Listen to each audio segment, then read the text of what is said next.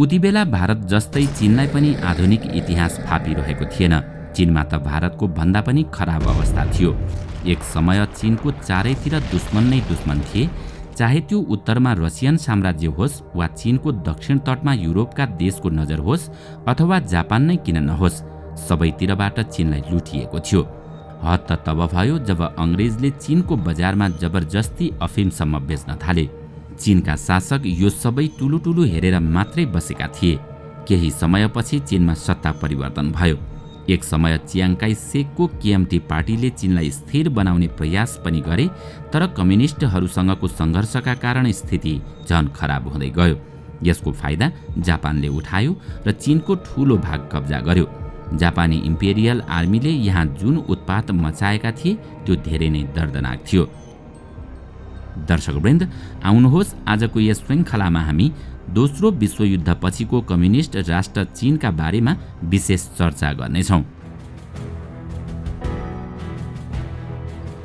जब दोस्रो विश्वयुद्ध सुरु भयो तब चियाङ काई सेक दुविधामा थिए, किनकि एकातिरबाट जापानले चीनमाथि लगातार आक्रमण गरिरहेको थियो भने अर्कोतिर चियाङ काई सेक जर्मनीका साथी थिए। तर जापान एक्सिस पावरमा सामेल भएपछि उनी एलाइड पावरतिर लागे। स्टालिनग्राडमा जर्मनीको हारपछि चियाङ काई सेक एलाइड पावरसँग जोडिन चाहन्थे, तर उनी कम्युनिस्टका कट्टर विरोधी थिए। यसकारण स्टालिन उनीसँग निकै रिसाएका थिए। स्टालिन यस्ता कुनै पनि समारोहमा जान मन पराउँदैनथे जहाँ चियाङ काई सेक गएका हुन्थे। एलाइड पावरका बाँकी सदस्य अर्थात् अमेरिका र ब्रिटेन चीनलाई साथ लिन चाहन्थे। त्यसैकारण ब्रिटेनले हङकङ बाहेक आफूले कब्जा गरेका सबै भाग चीनलाई नै फिर्ता गर्यो। साथै ब्रिटेनले चीनलाई आफू बराबरको दर्जा दिने भरोसा पनि दियो र चीनलाई युएनको स्थायी सदस्यता दिलाउने बाचा पनि गर्यो। तर जापानको आक्रमणका कारण चियाङ काई सेकका राष्ट्रवादी सेना लगातार कमजोर बन्दै गइरहेका थिए। त्यसमाथि चीनमा भ्रष्टाचारले गहिरोसँग जरो गाडेको थियो। एक समय अमेरिकाले चीनलाई आर्थिक सहयोग पनि गरेको थियो ताकि चीनमा एउटा एयरपोर्ट निर्माण गर्न सकियोस् जहाँबाट युद्धको बेला अमेरिकी विमान सजिलै उड्न सकुन्। तर युद्धको यो गम्भीर अवस्थामा पनि चीनमा यति भ्रष्टाचार थियो कि अमेरिकाले गरेको आर्थिक सहयोग कहाँ गयो पत्तै भएन। यो घटनापछि अमेरिका चीनसँग निकै रिसाएको थियो। सन् 1945 मा जापानको हार भएपछि चीनमा फेरि चियाङ काई सेकको केएमटी र कम्युनिस्ट पार्टी सत्ताका लागि आपसमा लड्न थाले। दक्षिणमा जापानले कब्जा गरेको भूभाग अमेरिकाले चीनको केएमटी पार्टीलाई फर्काइदियो, तर अर्कोतिर सोभियत युनियनले चीनको मन्चुरियामाथि कब्जा गरेको थियो। यो भाग केएमटीलाई दिनुको सट्टा सोभियत युनियनले कम्युनिस्ट पार्टीलाई दियो। कम्युनिस्ट पार्टीका सैनिकले लगातार गुरिल्ला शैलीमा युद्ध लडे, साथै चीनका किसानले पनि कम्युनिस्ट पार्टीलाई समर्थन गर्न थाले। यसबाट कम्युनिस्ट पार्टीको लोकप्रियता लगातार बढिरहेको थियो। सन् 1948 सम्ममा कम्युनिस्ट पार्टीका सैनिक राज्यको सेनासँग लड्न तयार भएका थिए। सन् 1949 जनवरीसम्म कम्युनिस्टले बेइजिङ कब्जा गरे। चियाङ काई सेक आफ्ना सहयोगीसँगै अर्कै द्वीपतिर भागे, जसलाई आज हामी ताइवान भन्छौँ। त्यसपछि चीनको सम्पूर्ण सत्ता कम्युनिस्ट पार्टीका नेता माओ जेडोङको हातमा आयो।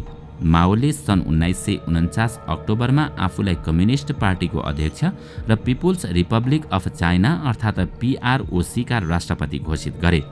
जुन समय चीनको सत्ता माओको हातमा थियो त्यो समय निकै जटिल थियो, किनकि लामो समयसम्म चलिरहेको युद्धका कारण चीनमा चारैतिर गरिबी नै गरिबी थियो। जताततै भोकमरी बढिरहेको थियो। कल कारखाना हवाई आक्रमणका कारण नष्ट भएका थिए। तर पनि माओलाई किसानको समर्थन थियो र मध्यमवर्गीय जनताको समर्थन पनि उनलाई नै थियो। तर यो स्थिति सुधार गर्नु जरुरी थियो। अब माओले धेरैवटा महत्त्वपूर्ण निर्णय गरे, जस्तो कि उनले पहिलो काम कृषिमा सुधार गरे, अर्थात् जमिनदारबाट जमिन खोसेर किसानलाई दिने निर्णय गरे। यो निर्णय तत्काल लागू गरियो, तर यसलाई लागू गर्न निकै कठिन भइरहेको थियो, किनकि जमिनदारबाट जमिन खोसेर किसानलाई दिनु निकै चुनौतीको काम थियो। जुन जमिनदारसँग धेरै जमिन थियो उनीहरूलाई देशद्रोही र किसानका दुश्मन घोषित गरियो, जसका कारण अपराध बढ्न गयो र सानातिना जमिनदारहरूलाई पनि मार्न थालियो। स्रोतका अनुसार त्यतिबेला करिब 20 लाख भन्दा बढी मानिस मारिएका थिए। कम्युनिस्ट पार्टीका कार्यकर्ताले जबरजस्ती जमिन हडप्न थालेका थिए, जसका कारण आम किसान पनि मारिएका थिए। कृषिको साथसाथै माओले औद्योगिक परिवर्तन पनि गरे। धेरै उद्योगलाई राष्ट्रियकरण गरियो। सोभियत युनियनमा जस्तै चीनमा पनि पञ्चवर्षीय योजना घोषणा गरियो। यो योजनामा चीनलाई सोभियत युनियनले पनि सहयोग गर्यो। साथै अर्को एउटा अभियान पनि सुरु गरियो। यो अभियानलाई द 100 फ्लावर्स क्याम्पेन नाम दिइयो। माओको के मान्यता थियो भने 100 फूल फुल्न देऊ र 100 विचारकलाई आफ्ना विचार राख्न देऊ। यो अभियान सफल त भयो, तर कम्युनिजमका लागि झन खतरा बन्न पुग्यो, किनकि एउटा स्वतन्त्र विचारको गन्तव्य लोकतन्त्र नै हुने गर्दछ। यसकारण माओले यो अभियान बन्द गरिदिए। उनले सन् 1958मा एउटा नयाँ नीति ल्याए जसको नाम थियो द ग्रेट लिप फरवर्ड। यो नीति अनुसार माओ उद्योग र कृषि दुवैमा छिटोभन्दा छिटो वृद्धि चाहन्थे। कृषि उत्पादन बढ्यो भने उद्योग पनि बढ्नेछन् भन्ने उनको मान्यता थियो। सन् 1957मा विश्वका सबै कम्युनिस्ट नेता मस्कोमा भेला भएका थिए। त्यहाँ निकिता खुर्सेभले आफ्नो भाषणमा सोभियत युनियनले आगामी 15 वर्षमा आफ्नो उत्पादन बढाएर अमेरिकालाई पनि पछाडि छोड्नेछ भनेका थिए।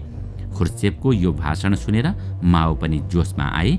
उनले पनि आफ्नो भाषणमा आगामी 15 वर्षमा आफ्नो उत्पादन बढाएर ब्रिटेनलाई पछाडि पार्ने दावी गरे। त्यसैले यो नीति कडाइका साथ लागू गरियो। यसमा सामूहिक खेती गरिन्थ्यो। अब किसानको उत्पादन सरकारको नियन्त्रणमा आयो।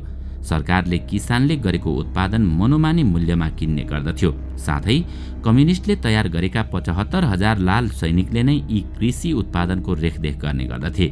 यो नीतिबाट केही मात्रामा उत्पादन त वृद्धि भयो, तर यसको नकारात्मक असर किसानमाथि नै पर्न गयो, जसले गर्दा भोकमरीकै कारण चीनमा 2 करोड मानिसहरू मर्न पुगे।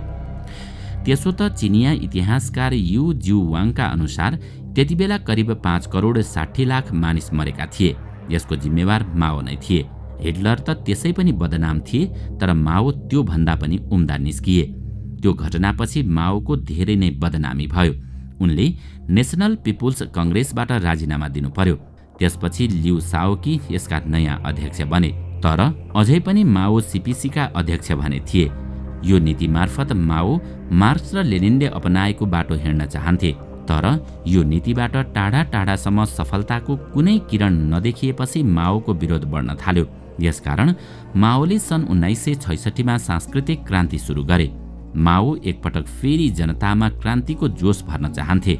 उनले आफ्ना समर्थक जो धेरै जसो विद्यार्थी थिए उनीहरूलाई एउटा रातो किताब बोकाएर देशभर पठाए, आफ्नो खूब प्रचार गराए। तर यो नीतिका कारण पूरा देशमा अशान्ति फैलियो। कैयौं स्थानमा स्कुल र कल कारखाना बन्द भए। उनीसँग विद्यार्थी र रेडगार्ड दुवै रिसाएका थिए। देशमा पुनः शान्ति कायम गर्न माओलाई सेनाको सहारा लिनु पर्यो। उनले आफ्नो गल्ती स्वीकार पनि गरे। त्यसपछि सन् 1969मा उनको त्यो सांस्कृतिक क्रान्ति समाप्त गरियो। यो नीतिका कारण चीन फेरि 10 वर्ष पछाडि धकेलियो। माओले यो सबैको दोष रक्षा मन्त्री लिन ब्याओमाथि लगाए, जो उनकै उत्तराधिकारी थिए। लिनमाथि माओको हत्याको आरोप पनि लगाइयो। उनी सन् 1971मा एउटा हवाई दुर्घटनामा मारिएका थिए। त्यतिबेला ब्याओ रसिया भाग्दै थिए। माओको यो नीतिका कारण अन्य धेरै व्यक्तिले ज्यान गुमाउनु पर्यो। सन् 1976सम्म चीनमा निकै विकास भइसकेको थियो। चीन विश्वयुद्धको प्रकोपबाट बाहिर निस्किसकेको थियो। सन् 1976मा माओको मृत्युपछि उनका 3 मुख्य उत्तराधिकारी थिए। हुआ गौनफेङलाई माओले आफ्नो उत्तराधिकारी चुनेका थिए। देङ सियाओपिङ उदारवादी विचारधाराका नेता थिए। त्यही ग्याङ अफ 4 नामक एउटा संगठन थियो, जसको प्रमुख माओकी पत्नी जाङ चिङ थिइन्, जो आफूलाई चीनको रानी सम्झन्थिन्। जब यो संगठनले चीनमा सत्ता पल्टाउने कोसिस गर्यो, तब हुवालाई अगाडि आउने मौका मिल्यो। उनले यो संगठनका सबै सदस्यलाई गिरफ्तार गरे। यो घटनापछि हुवा शक्तिशाली नेता बनेर देखा परे। यता देङ सियाओपिङ भने मौकाको पर्खाइमै रहे। हुवा उद्योग बढाउन चाहन्थे। उनले 10 वर्षे योजना घोषणा गरे, जसमा तेल उत्पादन पनि सामेल थियो। तर हुवाको भाग्यले साथ दिएन र एउटा नराम्रो घटना भयो। तेल निकाल्ने मेसिन खसेर कैयौं मानिसको मृत्यु भयो। उनीमाथि अरू पनि धेरै आरोप लगाइयो। देङले उनलाई सत्ताबाट हटाउने राम्रो मौका फेला पारे। सन् 1980को पोलिट ब्युरो बैठकमा हुवालाई राजीनामा दिन लगाउने घोषणा भयो। त्यसपछि 73 वर्षका देङ चीनका नयाँ नेता चुनिए। देङलाई माओले बिल्कुलै मन पराउँदैनथे, तर समय यस्तो आयो कि उनै देशका नेता चुनिए। सत्तामा आउने बित्तिकै उनले माओका नीतिको आलोचना गर्न थाले, किनकि उनी चीनमा परिवर्तन हुनुपर्छ भन्ने पक्षमा थिए। सांस्कृतिक क्रान्तिको क्रममा जति पनि परिवर्तन भएको थियो त्यो सबै रोकिदिए। उनले बुद्धिजीवीलाई आफ्नो विचार व्यक्त गर्ने स्वतन्त्रता दिए। उनको कार्यकालमा पश्चिमी देशसँगको सम्बन्ध पनि निकै सुध्रियो, किनकि उनी आफ्नो देशमा पश्चिमा प्रविधि अपनाउन चाहन्थे, जसबाट उद्योग र कृषि दुवैको विकास होस्। साथै विकासका लागि उनलाई पैसाको पनि आवश्यकता थियो। सन् 1980 मा चीन IMF र विश्व बैंकको सदस्य पनि बन्यो।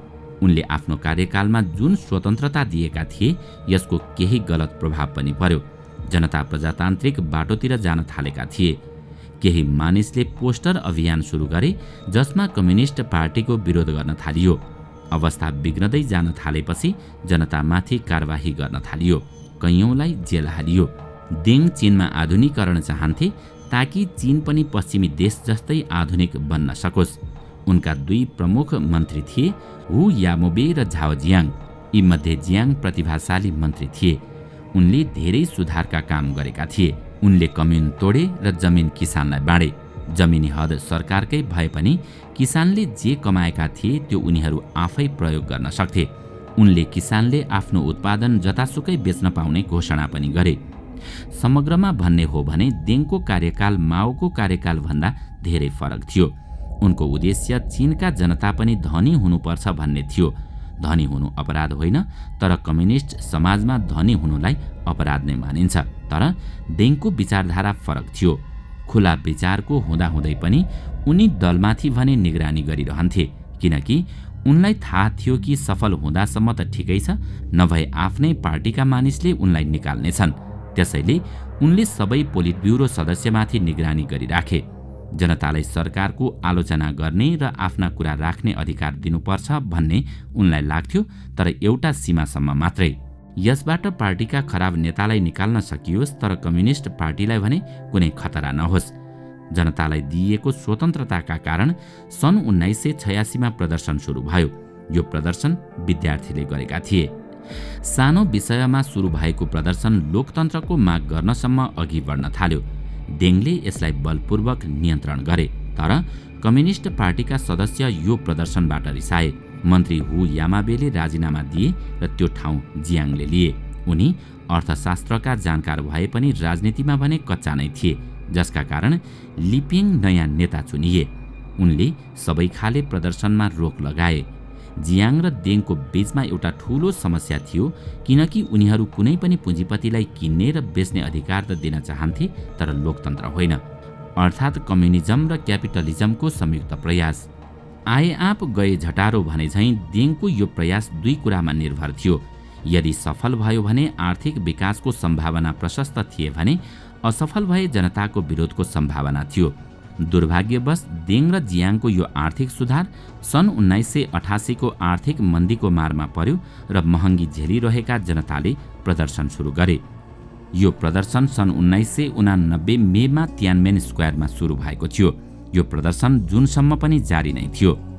विरोध प्रदर्शनको क्रममा तियानमेन स्क्वायरमा 2,50,000 सम्म मानिस जम्मा हुन्थे, जसको कारण यस्ता प्रदर्शनबाट सरकार झुकोस् र पछि हटोस् भन्ने मानिसहरूको चाहना थियो। तर प्रधानमन्त्री पदका लागि जियाङ र ली बीच सङ्घर्ष चलिरहेको थियो। यो दौडमा देङले लीलाई समर्थन गरे र 20 मेमा देङले सैनिक कानुन घोषणा गरे। त्यसपछि सबै खाले प्रदर्शनमाथि दमन गरे। यो दमनमा करिब 5,000 मानिसको मृत्यु भयो। यो घटनाको विश्वभर विरोध भयो। सन् 1989 नोभेम्बरमा देङले पदत्याग गरे र ली पूर्ण रूपमा सत्तामा आए। तियानमेन स्क्वायरको यो घटना चीनका लागि भने सही साबित भयो, किनकि यदि कम्युनिस्ट पार्टी लोकतन्त्र स्वीकार गर्दथ्यो भने चीनको पनि त्यही हालत हुन्थ्यो जुन सोभियत युनियनको भएको थियो, किनकि सोभियत युनियनमा मिखाइल गोर्बाचोभले निकै परिवर्तन गरेका थिए र त्यसैको परिणामस्वरूप सोभियत युनियन 15 अलग अलग देशमा विभाजित भएको थियो। यति हुँदा पनि रुसमा आजसम्म लोकतन्त्र आउन सकेको छैन। सोभियत युनियन टुक्रिएपछि चीनका नेता निकै चिन्तित थिए, तर पनि उनीहरूले आफ्नो देशमा कुनै प्रकारको राजनीतिक परिवर्तन गरेनन्। उनीहरू खुल्ला व्यापारको विकासवादी नीति ल्याउन चाहन्थे। नेताहरूलाई के विश्वास थियो भने जनतासँग यदि पैसा र रोजगारी दुवै भयो भने उनीहरूले लोकतन्त्र खोज्ने छैनन्। यस्तो भयो पनि। सन् 1990 को दशकमा चीनको अर्थव्यवस्थामा धेरै सुधार भयो। सन् 1991 देखि 1996 सम्म चीनको अर्थव्यवस्था विश्वमा सबैभन्दा तीव्र गतिमा बढिरहेको थियो। नागरिकको जीवनस्तर पनि सुधार भइरहेको थियो। त्यसपछि आजसम्म चीनलाई पछाडि फर्केर हेर्नु परेको छैन। विश्वमा अहिले चीन सुपर पावर देशका रूपमा स्थापित भएको छ। दर्शकवृन्द, आजको श्रृङ्खला तपाईलाई कस्तो लाग्यो हामीलाई कमेन्टमा अवश्य बताउनुहोला। साथै आजको श्रृङ्खला तपाईलाई राम्रो लाग्यो भने लाइक तथा सेयर गरी हाम्रो च्यानललाई सब्स्क्राइब गर्न नभुल्नुहोला र साथमा रहेको बेल आइकन पनि थिच्नुहोस् ताकि हामीले अपलोड गर्ने नयाँ भिडियोको जानकारी सबैभन्दा पहिला तपाईलाई प्राप्त होस्। आजका लागि यति नै। अर्को भिडियोमा अझै रोचक तथ्य लिएर आउने नै छौँ। तबसम्मका लागि बिदा दिनुहोस्। नमस्कार।